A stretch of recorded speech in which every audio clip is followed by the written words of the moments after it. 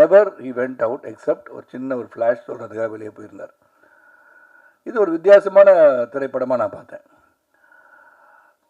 அப்போ வந்து சுரேஷ் கோபி நடித்த அப்போதுக்கு வந்து அது பார்த்தேன். அது வந்து how doctor how you feels later about the சிஸ்டம்னு சொல்லி அந்த சிஸ்டத்துக்குள்ளே போனார். இந்த கதை சொல்லும் போதும் இது கம்ப்ளீட்டாக வந்து அந்த வெசலில் தான் இருக்குது, அந்த ஷிப்பிங் வெசலில், அந்த ஃபிஷிங் போட்லாம். நான் சொன்னேன், இது வெளியே போகாத்தி கதை எப்படி இருக்கும், இந்த கதை எப்படி நம்ம கொண்டு போக போகிறோம், இது வந்து கடல்லே முழுமையாக எடுக்கணும்னா கூட அதுக்கு வந்து பெரிய செட்டு போடணும். இதெல்லாம் தான் என்னோடய முதல் கேள்வியாக இருந்தது. இதெல்லாம் நாங்கள் யோசனை பண்ணி வச்சுட்டோன்னு சொன்னார். அங்கேயே அவருடைய டெடிக்கேஷன் எனக்கு தெரிஞ்சுது. ஏன்னா ஒரு செட்டு போட்டு அந்த சைஸ் ஆஃப் த போட்டே வந்து செட்டு போட்டு அந்த உள்ளே எடுக்கிற ஷார்ட்ஸ் எல்லாம் ஹைட்ராலிக்ஸ் கொடுத்து அது ஷேக் கொடுக்கறது எல்லாமே எப்படி தண்ணீர் வந்து ஆடுவோம் அந்த அளவுக்கு ஷேக் கொடுத்து ஒரு டெடிக்கேஷனோட இந்த படத்தை வந்து ஒரு முயற்சி எடுத்திருக்கார். இந்த படம் என்னை பொறுத்த வரைக்கும் ஒரு வித்தியாசமான திரைப்படமாக தான் நான் பார்க்குறேன். ஹரிசார் இதை எப்படி பார்த்து இதை வாங்கியிருக்கான்னு எனக்கு தெரியும். இது ஒரு வித்தியாசம்னு சொல்லும் போது படங்கள் வருகிற கமர்ஷியல் ஆஸ்பெக்ட் பார்த்து ஆடல் பாடல் பிரம்மாண்டங்கள் இதெல்லாம் இருக்கும். ஆனால் இதில் ஆடல் பாடல் பிரம்மாண்டங்கள் இருக்குன்னு சொன்னால் பிரம்மாண்டமான கதையாக இருக்கும். அந்த கதை வந்து வித்தியாசமான கதையாக இருக்குன்னு எனக்கு தெரியும். ஆனால் எந்த அளவுக்கு இது வந்து இன்று உள்ள ஆடியன்ஸ் வந்து பலவிதமான திரைப்படங்களை பார்க்குறாங்க, பல கதைகளை பார்க்குறாங்க, ஓடிடி பிளாட்ஃபார்ம் கதைகள் பார்க்குறாங்க. அவங்களுக்கு வந்து கண்டென்ட் வந்து நிறைய ஆயிடுச்சு. இப்போ ஷார்ட்ஸில் பார்த்துட்ருக்காங்க. இப்போ ரிங்கு அதான் பார்த்துட்ருக்காங்கன்னு நினைக்கிறேன். முன்னாடி உட்காந்து நாங்கள் பேசுறது கேட்குறாங்களா ஷார்ட்ஸ் பார்க்குறாங்கன்னு தெரில. ஸோ இந்த அளவுக்கு இப்போ சினிமா கலை எல்லாமே இப்போ ஒரு மொபைல் ஃபோனில் வர ஷார்ட்ஸ் அளவுக்கு வந்துடுச்சு. இப்போ நம்ம எதுக்கு நடிக்கிறதுன்னு தெரில. ஷார்ட்ஸுக்கு நடிக்கிறதா, ரீல்ஸுக்கு நடிக்கிறதா, டெலிவிஷன் நடிக்கிறதா, வெப் சீரிஸில் போய் ஓடிடி பிளாட்ஃபார்ம் நடிக்கிறதா, பெரிய திரைப்படங்கள் நடிக்கிறதான்னு ஒரு கன்ஃபியூஷன். எந்த ஒரு நடிகருக்கும் தேவையில்லை. எதில் நடித்தாலும் நடிப்பு தான். ஸோ அதில் எந்த ஒரு மாற்றுக்கும் எனக்கு தெரியல. ஏன்னா unless until you bring what you can do to the screen you are not an actor. So any opportunity to act நீங்கள் ஆக்ட் பண்ணுறது ரொம்ப ரொம்ப நல்லது நான் நினச்சிக்கிறேன். ஏன்னா காலத்தின் ஓட்டத்தில் என்னெல்லாம் மாறிக்கிட்டே இருக்கும். இந்த மாறுதலுக்கு நான் மாறிக்கொள்ள வேண்டியதான், மாற்றம் ஒன்று தான் மாறாததுன்னு பல தடவை கேள்விப்பட்டிருக்கோம். ஸோ மாதவ ராமதாஸுடைய இந்த வித்தியாசமான திரைப்படம் நான் சொல்லுவேன். அந்த வித்தியாசமான திரைப்படம் வந்து நிச்சயமாக வெற்றி பெறுவதற்கான வாய்ப்பை உருவாக்கி தரும் இடத்தில் நீங்கள் இருக்கீங்க. ஏன்னா வித்தியாசமான கதை சொல்லியிருக்காங்கன்னு சொல்கிறது இப்போ முக்கியம். இதுவும் அது மாதிரி எடுத்திருக்காங்க, இதுவும் அப்படி தான் இருந்துச்சுன்னு சொல்கிறத விட ஒரு வித்தியாசமான முயற்சி எடுப்பவர்களை வரவேற்பது நம் கடமை என்று தான் நினைக்கின்றேன். இந்த படத்துக்கு ஒரு மிகப்பெரிய பலம் ஒரு வலிமையான ஒரு பின்னணி இருக்குது அப்படின்னு சொன்னால் அது காரணம் வந்து உண்மையிலே என்னுடைய அன்பு சகோதரர் ரசூல் பூக்குட்டி சார் தான். ஏன்னா இது வந்து சவுண்டுக்கு ரொம்ப இம்பார்ட்டன்ட் கொடுக்குற படம். ஏன்னா கடலில் எடுக்கும் போது கொச்சின்லேருந்து ஹார்பர்லேருந்து வெளியே போய் தான் எடுத்தோம். அந்த சவுண்டு, இந்த டெடிக்கேஷன் விச் இஸ் ஒர்க்ஸ். அதனால தான் அவருக்கு ஆஸ்கர் கிடச்சிருக்கு. மேலும் பல ஆஸ்கரை வெற்றி பெறணும்னு ஆசைப்பட்றேன். ஏன்னா அந்த டெடிக்கேட்டட் ஒர்க், அந்த மைக் எடுத்துக்கிட்டு காலையிலே வந்து அந்த சவுண்டு எடுக்கிறதுக்காகவே போகிறார் ஒரு டீமை வச்சுக்கிட்டு. எது எப்படி இருக்கணும், அந்த டாக் சவுண்ட் சொன்னார். டாகோட பைட் ஃபோர்ஸ் எப்படி இருக்கும், பைட் பண்ணால் எப்படி இருக்கும், அது என்ன மாதிரி இருக்குது சவுண்டு, க்ரௌலிங் சவுண்டோட. இதை ஒரு ஃபைட் ஒன்று அந்த நாய் வந்து அட்டாக் பண்ணுற ஒன்று பண்ணியிருப்பாங்க. I think it is Belgium மேலனாய்.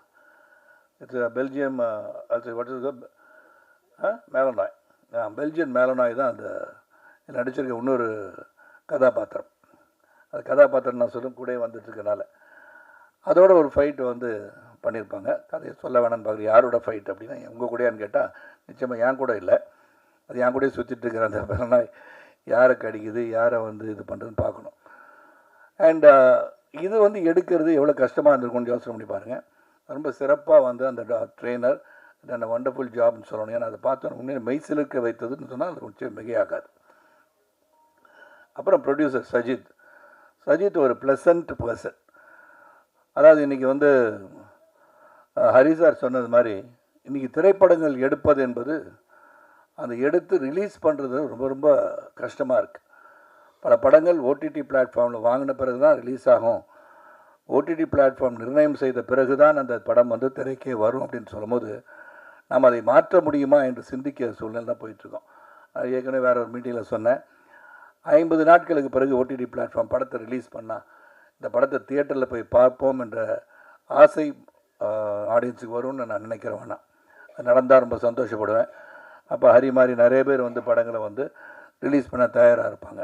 எந்த ஒரு படமும் சரி, நாம் நடித்திருக்கும் போது அந்த படத்தை வந்து வெள்ளித்திரையில் காண்கணும் போது அது வந்து ஆடியன்ஸோடு போய் திரைப்படத்தில் பார்க்கறது தான் உண்மையிலே ஒரு மகிழ்ச்சியும் சந்தோஷத்தையும் தரும். ஏன்னா அப்போ தான் அது வரவேற்கிறார்களா இல்லையா என்பது தெரியும். ஏன்னா நாடகத்தில் நடித்தோம்னா அந்த சீன் நடிக்கும் போதே கைத்தட்டல் வரும்போது சிறப்பாக நடித்திருக்கிறீர்கள் என்று தெரியும். ஆனால் திரைப்படங்கள் திரையரங்குகள் வந்து ரிலீஸ் ஆகும்போது தான் அங்கே வந்து ஆடியன்ஸ் எப்படி ரசிக்கிறாங்க. நீங்கள் பின்னாடி தெரியாமல் போய் உட்காந்து பார்த்தீங்கன்னா எந்த இடத்துல அவங்க வந்து சிரிக்கிறாங்க, எந்த இடத்துல சிரிக்க மாட்டேன்றாங்க. நாம் சிரித்த இடத்துல அவங்க சிரிக்க மாட்டாங்க, நம்ம சிரிப்பே வராத இடத்துல அவங்க சிரிச்சிட்டு இருப்பாங்க. So audience matter a lot. ஆனால் தியேட்டருக்கு வந்து படம் பார்க்கறது உங்களெல்லாம் நான் கேட்டுக்கிறேன். அப்புறம் இங்கே வந்து நவீன் பாடலாசிரியர், அந்த பாட்டை பார்த்துருப்பீங்க. ரொம்ப தத்துரூபமாக வந்து அந்த பாடல் வரிகள், அவர் சொன்ன மாதிரி இந்த வரிகள் காதுகளுக்கு கேட்பது போல் இருக்குது. அது வந்து எல்லா sound was not superseding the lyrics. அதுக்கு பாராட்டுக்கள்.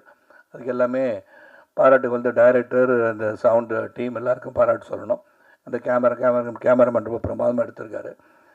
அதுக்கப்புறம் இங்கே வந்து சிறந்த கேரக்டராக வையாபுரி அவர்கள், தாமரை அவங்க நடிச்சிருக்காங்க. தத்ரூபமாக வையாபுரி நடிச்சிருக்காரு. தாமரையும் சரி, தாமரை வந்து இங்கே சொன்னாங்க, நான் பிக் பாஸில் தான் அவங்கள பார்த்தேன், அங்கே நல்லா தான் பட நல்லா தான் பேசிகிட்டு இருந்தாங்க, இங்கே வந்து பேச தெரியலன்னு சொல்கிறாங்க. அந்த மேடையில் ஏறவங்க அப்போ தான் தெரியும், மேடையில் போய் நின்று பேசுகிறது அவ்வளோ ஈஸி கிடையாது. அதனால் அந்த மேடை பேச்சு என்பது போக போக பழக்கப்படும் போது தானாகவே வந்துவிடும். பல மேடைகளை காண இருக்கிறீர்கள் என்று மட்டும் நான் உங்களை பற்றி சொல்ல முடியும். அப்புறம் கம்மிங் டு இந்திரஜித் வந்து ஒரு சிறந்த கலைஞனாக வருவதில் எந்த ஒரு மாற்று கருத்தும் யாருக்கும் இருக்க முடியாது. Dedicated youngster who's got passion to act அப்படின்னு சொல்லலாம். அவரை பற்றி சொன்னோம்னா, அவர் வந்து வெளிநாட்டில் படிச்சுட்ருக்காரு. படிச்சுட்டு இருக்கும்போது லீவில் வந்து இந்த படத்தில் நடிக்கிறாரு. அதுக்கப்புறம் டைரக்டர்கிட்ட வந்து பழகி டைரக்டரோட படத்தில் நடிச்சிருக்காரு. இந்த படத்தில் வந்து நான் வந்து ஃபஸ்ட்டு அந்த ரஷ்ஷஸ் வந்து டைரக்டர் மாதவ் சார் காட்டும் போது there is some glint that அது வந்து அந்த அந்த படத்தில் அந்த கேரக்டராகவே மாறி இருக்கிறார் என்று தான் சொல்லணும். How you should do this character, எவ்வளோ பேஷனாக இந்த கதை பண்ணால் சிறப்பாக இருக்கும்னு நினச்சி I think Indrajith has work. And தேவிகாக்கா வந்து என்ன ப்ளஸ், தேவிக்கு ப்ளஸ் என்னென்னா, Devika already she is a beautiful girl. ஏன்னா அவங்க ஃபேமிலியில் சிலரும் வந்து முன்னணி கதாநாயகிகளாக இருப்பதை அவர் சொல்ல விரும்பவில்லைன்னு நினைக்கிறேன். ஏன்னா அவங்களுக்கு சொல்லணும்னு அவசியம் வராது. காரணம், இவங்களே ஒரு சிறந்த நடிகையாக வருகிற வாய்ப்பை பெற்றிருப்பவர். அண்ட் ஒரு அக்ரபேட்டிக், அதை பற்றி தெரில. அவங்க வந்து ஒரு இங்கே வந்து பத்திரிகை சகோதரர்களும் ஊடகங்களும் இங்கே வந்து சிறப்பு படைப்பாளர்களும் நீங்கள் வந்து தேவிகா வச்சு ஒரு சிறந்த ஒரு ஸ்டண்ட் படத்தை எடுக்கலாம். நீங்கள் அந்த பாடல் காட்சியில் பார்த்தீங்கன்னா தெரியல, பின்னாடி சோஃபாலேருந்து பல்ட்டி அடித்து என் பக்கத்தில் வந்து உட்காந்துருப்பாங்க. அதை நான் வந்து ஒரு தடவை 2 தடவைக்கு மேலே பண்ணாதீங்க, கழுத்து உடைய போகுதுன்னு. இல்லை, நான் பண்ணிடுறது 10 தடவை பண்ணால் 10 தடவை பண்ணுறாங்க.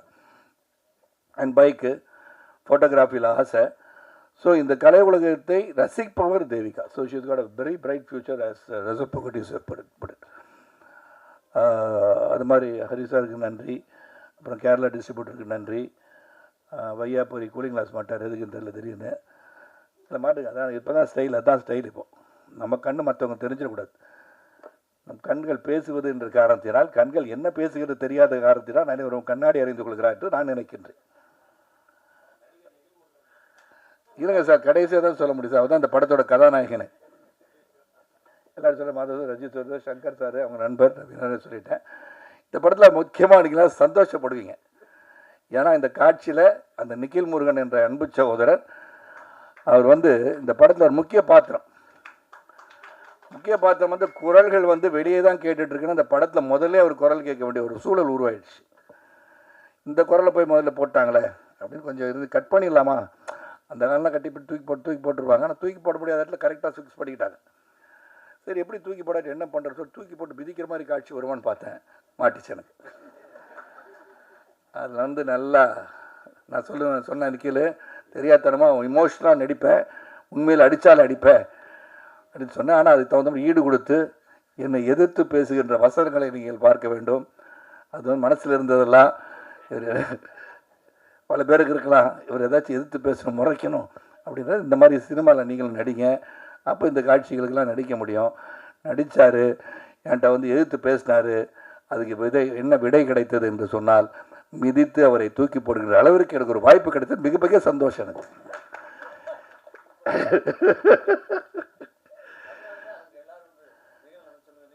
நிந்திரிங்க, உட்காருங்க, இங்கே பாருங்க, லெஃப்டில் பாருங்க, ரைட்டில் பாருங்கன்னு வர, நீ எங்கேயும் பார்க்காதுன்னு ஒரே மீதி ரொம்ப சந்தோஷம். ஸோ நிக்கில் வந்து ஒரு பெரிய சப்போர்ட். ஏன்னா கலை உலகத்தில் வந்து பார்த்தீங்கன்னா ட்ரெஸ்ஸை மாற்றிக்கிட்டு இருக்க ஒரே ஒரு ஆள் அவள் தான். ஒரு நாளைக்கு 10 ட்ரெஸ்ஸு மாற்றுவார். ட்ரெஸ்ஸை மட்டும் மாற்றினா பரவாயில்ல, இல்லை இதயத்தை மாற்றிடாதீங்கன்னு சொல்ல வந்தேன் நான். நல்ல மனிதன் என்பதை மாற்றி விடாதீர்கள். இந்த வருகை தந்திருக்கும் அனைவருக்கும் ரொம்ப ரொம்ப நன்றி. அந்த படம் மியூசிக் ஜெர்சி கிஃப்டாக இருக்கணும், சரி, சவுண்டு வந்து பெரிய முக்கியமான பங்கு. எனக்கு கொடுக்கப்பட்ட கதாபாத்திரம் நீங்கள் பார்த்துருப்பீங்க, கிளிம்ஸஸில் பார்த்துருப்பீங்க. ஒரு நெகட்டிவ் ஷேட் இருக்கிற படம் அப்படின்னு சொல்லும் போது ஐ ரியலி கெட், நான் கேள்விகள் கேட்க தான் செய்வேன். ஆனால் இன்றைக்கி வந்து நெகட்டிவாக இருக்கிறவங்க தான் வெற்றி பெறுறாங்க. ஆனால் இன்றைக்கி வந்து நீங்கள் வந்து கதாநாயகன் என்று சொன்னால் நல்லவனாக இருந்தால் மட்டும் கதாநாயகன் இருக்க முடியாது. அவன் என்னென்ன தப்பு பண்ணுறானோ அவன் தான் கதாநாயகன். வில்லன் பிகம்ஸ் அ ஹீரோ, இந்த hero becomes a villain these days. நான் கலை உலகத்தை பற்றி பேசுகிறேன், நீ வேற எடுத்துக்கூடாது. ஏன்னா அப்படி தான் இருந்துச்சு. ஏன்னா புஷ்பா 2ல் வந்து பாவம், அதில் வந்து அவர் வந்து செம்மரம் கடத்திட்டுருக்காரு, அவர் தானே ஹீரோ. ஏன்னா அந்த பாவம் ஃபாத் ஃபாசில் வந்து gets beaten till the end is not able to கேட்ச்ங்கிற மாதிரி இருக்குது. அந்த மாதிரி இன்றைக்கி வந்து காலங்கள் மாறிவிட்டன. ஆனால் எதை நோக்கி போது ஒரு கதை வித்தியாசத்தை தேவைப்படுகிறது. அந்த வித்தியாசத்துக்கு பயன்படுத்துறது தவறு என்பதை உணர்த்துகின்ற காட்சிகளும் வந்து விடுகிறது. அதனால் அது ஒரு டிஸ்க்ளைமர் மாதிரி போட்டுடுறோம். ஆனால் இந்த படம் வந்து என்னை பொறுத்த வரைக்கும் இது வந்து மிகப்பெரிய கலெக்ஷன், 1000 கோடி கலெக்ட் பண்ணோம், 3வது நாளே வெற்றி விழா கொண்டாடுவோம் அப்படின்னு நான் சொல்ல மாட்டேன். இதை பொறுத்த வரைக்கும் ஒரு நல்ல கதை, ஒரு சிறந்த இயக்குனர், வித்தியாசமாக சிந்திக்கின்ற ஒரு இயக்குனர், எப்படி மேல் விலாசம் 30 எல்லாம் பண்ணாரோ அதே மாதிரி இந்த படத்தையும் நான் இதுக்குள்ளே தான் சார் பண்ணணும் அப்படின்னு ஃபீல் பண்ணியிருக்கார். கதை வெளியே போயிட்டு வந்தாலும் இதுக்குள்ளே நடக்கிற இந்த சம்பவம் அண்ட் அதில் நடக்கிற emotions between me and Indrajith and performance oriented film, இதில் வந்து கடுமையாக பேசுவதும் சரி, கடுமையாக நடந்து கொள்வதும் சரி, அந்த போட்டில் எடுக்கிறதுக்கு நாங்கள் பட்ட கஷ்டங்கள், அதுக்கப்புறம் அந்த இறுதியில் என்ன நடந்ததுன்றது வெரி இமோஷ்னலாக வந்து அந்த கதையை வந்து ராம்தாஸ் சார் சொல்லியிருக்காங்க. Thank you for giving me this opportunity director sir. நீங்கள் வித்தியாசமான படங்களை எடுங்க, to not deviate from what thoughts you have. ஏன்னா அதை டீவியேட் பண்ணாமல் நான் இந்த மாதிரி எடுக்கலாமா, இப்படி வேறு வித்தியாசமாக படம் பண்ணலாமா அப்படின்னு நினைக்கணும்னு அவசியமே கிடையாது. Keep your genre and make it more interesting and commercial. ஏன்னா கமர்ஷியலாக இருந்தால் தான் you will be look back and people will start looking at you. Because producer அவர் பணம் சம்பாதிக்கணும், டிஸ்ட்ரிபியூட்டர் பணம் சம்பாதிக்கணும். ஸோ இந்த படத்துக்கு வந்து நீங்கள்லாம் வந்து உங்கள் ரிவ்யூஸ், நீங்கள் படம் பாருங்கள். ஒரு வித்தியாசமான முயற்சி, நாங்கள் இதை எதிர்பார்த்து வந்தோம், அதெல்லாம் இல்லையே அப்படி நீங்கள் ஈஸியாக சொல்லிட்டு போயிடலாம். எடுத்த முயற்சிக்கு நீங்கள் உறுதுணையாக இருந்தீர்கள் என்று சொன்னால் இது போன்ற படங்கள் வெற்றி பெறும் என்ற நம்பிக்கை எனக்கு இருக்குது. மீண்டும் உங்கள் அனைவருக்கும், கலை உலக சகோதரர்களுக்கும், வருகிற சிறப்பு படைப்பாளருக்கும், ஊடக நண்பர்களுக்கும், பத்திரிகை சகோதரர்களுக்கும், செல்போன் பிரியர்களுக்கும், தொலைக்காட்சி நண்பர்களுக்கும், என்னுடன் வருகை தந்திருக்க தேரோட்டிகளுக்கும், என் சகோதரர்களுக்கும், மேடையில் இருப்பவர்களுக்கும், இங்கே நல்லா கம்பேர் பண்ணிகிட்டு இருக்க அன்பு சகோதரி அவர்களுக்கும் நன்றிகளை சொல்லி விடைபெறுகின்றேன். நன்றி, வணக்கம். Good afternoon to the members of the media and all of you who are present here, Sharatji and Devi, Sajit and Ramdas, my dear Devika and Indrajit and other actors, Hari, Naveen, Udayan, all of you, thank you. Like what Indrajit said, when I hear language being spoken by people who understand and speak Tamil, I feel very jealous because I am not able to speak. My only introduction to Tamil language is the Tamil films that I have seen, and I am, so sorry for not being able to speak in Tamil. When we look at actors of the previous generations, like that of Sri Sharat Kumar, I was in pre-degree and degree when I started watching Tamil films, and I saw him in the silver screen, and he looks exactly the same. He has not aged. And how can somebody be ageless like this? He's been exploiting many characters in cinema. He's a very busy actor. He's a very busy organization, the head of an organization. I know he's a lovely husband. I know he's a great father. I don't know, multiples of roles he's doing. All of us know our life is so strenuous. But you look at him, he's always smiling, he's always calm. And you call him for anything, the first step forward, he's there with you. I do not know how you manage. And the only reason that I see, I mean, take the case of Mr. Bachchan, take the case of Mr. Shah Rukh, Kamal sir, people like for Sharath and all, there's only one reason. It is, Indrajit very rightly pointed out, it's the discipline. You know, if anything that the new generation has to learn from them is discipline. Eat right, exercise, think about your work, keep positive things, come onto the set on time, get onto your costume, stand in front of the camera. That is what is going to define you, and that has defined you in the annals of cinema, in Indian cinema history, and in our minds very deep. That's what Ari is also all about. He is the anchor of the film, and we are all just floating beats of the film. And I've worked in many industries, worked in many different kinds of people. What I essentially find difference in mainstream Hindi cinema and the cinema from the South, the essential difference is that we, the people from South, care about a frame, care about cinema. I have mixed this film 3 times. We mixed it once, we showed it to the business, we took the feedback, we re-edited the film, we mixed it again, showed it again, then we changed the music, then the film that is finally in front of you is gone through this process. Only South Indian producers and the directors has the guts to do this, has the resilience to do this, has the support, a producer stand behind a director like nobody's business.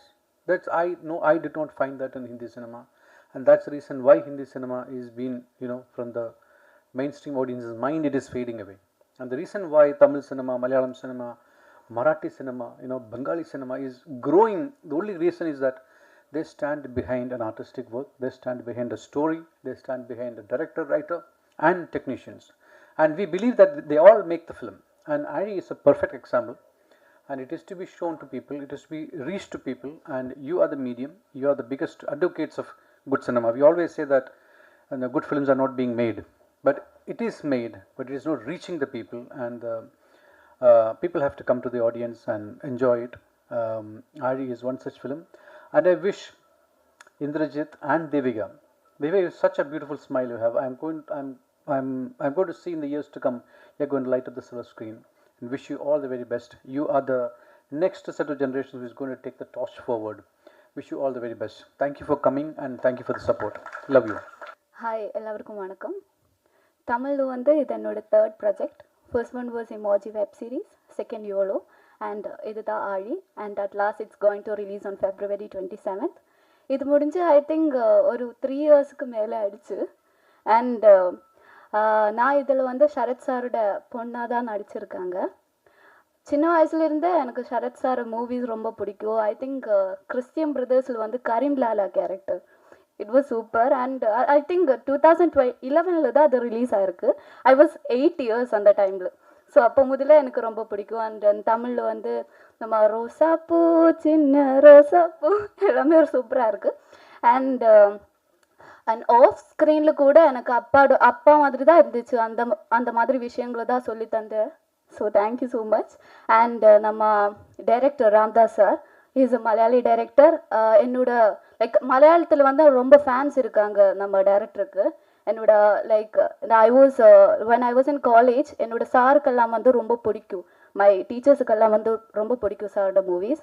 So நம்ம சஜித் ஏட்டம் producer, thank you so much for giving me such opportunity to act in this movie.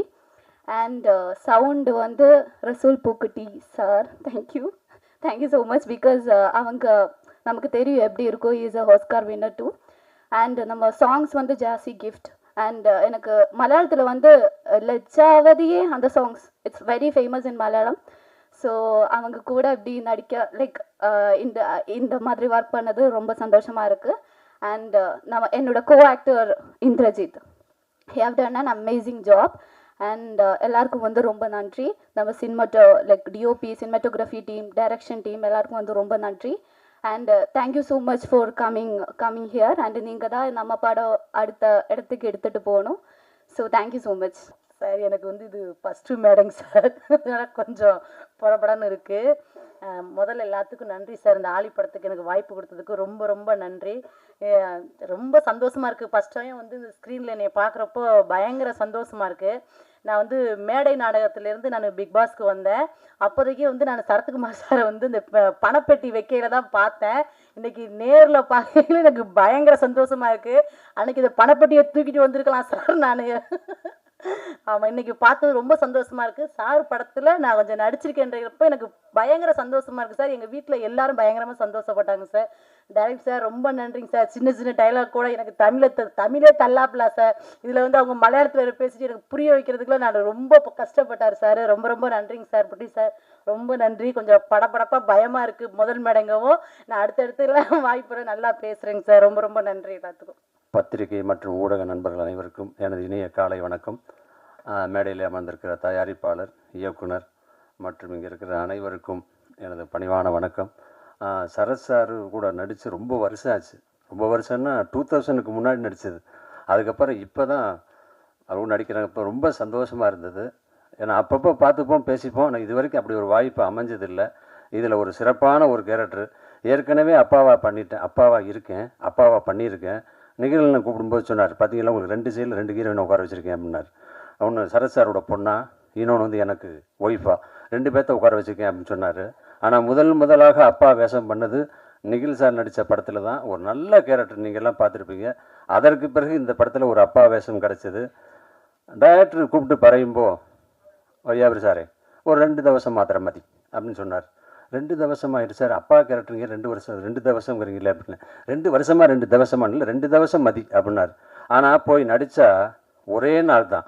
காலைல போய் இறங்கணும், சாயங்காலம் 7 மணிக்குள்ளே முடிச்சு அனுப்பிட்டாங்க. அந்த சாங்கை பார்க்கும்போது ஒரு 4 நாள் எடுத்த மாதிரி இருக்குது மாண்டேஜ் பார்த்தா. ஆனால் அது வந்து வெறும் 2 ஹவர் கூட இல்லை, அவ்வளவு ஃபாஸ்ட்டு. அதே மாதிரி சீனும் தாமரையை கேட்டு பார்த்து தெரியும். காலைல போன உடனே மதியானத்துக்குள்ளே சீன்ஸ் எல்லாத்தையும் முடிச்சிட்டாங்க. மதியானம் 3 மணிக்கு மேலே மாண்டேஜ் எடுக்க ஆரம்பித்தாங்க. சார் இன்னும் நீ போவா, என்ன சார் பூவா, இன்னும் 4 ராவில் இல்லையே அப்படின்னு. இல்லை இந்த ஒரு தவசம் மாத்திரம் இல்லை கழிஞ்சோ அப்படின்னு. இப்போ படம் பார்க்கும்போது தான் தெரிஞ்சது, ஆகா எல்லாத்தையும் வெட்டிட்டாங்க போட்டுருக்குன்னு நினச்சேன். ஆனால் அந்த சாங்லேயே அவ்வளோ அழகாக காமிச்சிருக்காங்க. ஒளிப்பதிவாளரும் சரி, எடிட்டரும் சரி, இசையும் சரி, பாட்டும் சரி. சரத் சாரை பற்றி சொல்லும்போது சொன்னார், இப்போயும் 90s மாதிரி இருக்காருன்னு. அவர் என்றைக்குமே 90s மாதிரி தான் இருப்பார். ஏன்னா அவர் பின்னாடி எப்பயுமே அந்த இதில் யூடியூப்பில் இதிலெல்லாம் பார்க்கும்போது பார்த்திங்கன்னா அவர் எக்ஸசைஸ் பண்ணுறது, சாப்பிட்றது, நடக்கிறது, பேசுகிறது இன்றைக்கும், அதாவது அந்த முகத்தில் பாருங்களேன், எப்பயுமே அந்த சந்தோஷமும் கலையும் இருந்துக்கிட்டே இருக்கும். அதுதான் அவர் இவ்வளோ ஆரோக்கியமாக இன்னும் யூத்தாக இருக்கிறதுக்கு காரணம். ஒரே ஒரு தடவை அவர் கையை மட்டும் தொட்டு பார்த்துட்டு வந்துடுறேன்.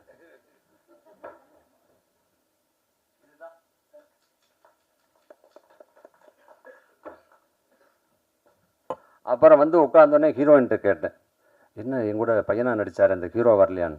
என்ன ஹீரோ வரலையா வந்தால் உங்கள் பக்கத்தில் உட்காந்துக்கல அவர் தான் அப்படின்னு. அவர் ஒரு மினி சரத் சார் மாதிரியே இருக்கார் பாருங்க. ஆனால் படத்தில் பார்க்கும்போது குடுமையெல்லாம் வச்சுக்கிட்டு அப்படியே இப்போ ஒரு அப்பாவே அப்படி இருந்தது. என்னப்பா இப்படி மாதிரி ஹீரோ மாதிரி வந்துருக்கு. என்ன நான் ஹீரோ தாங்க, ஆல்ரெடி இப்போ வேறு 4-5 ப்ராஜெக்ட் போயிட்டுருக்குனார்.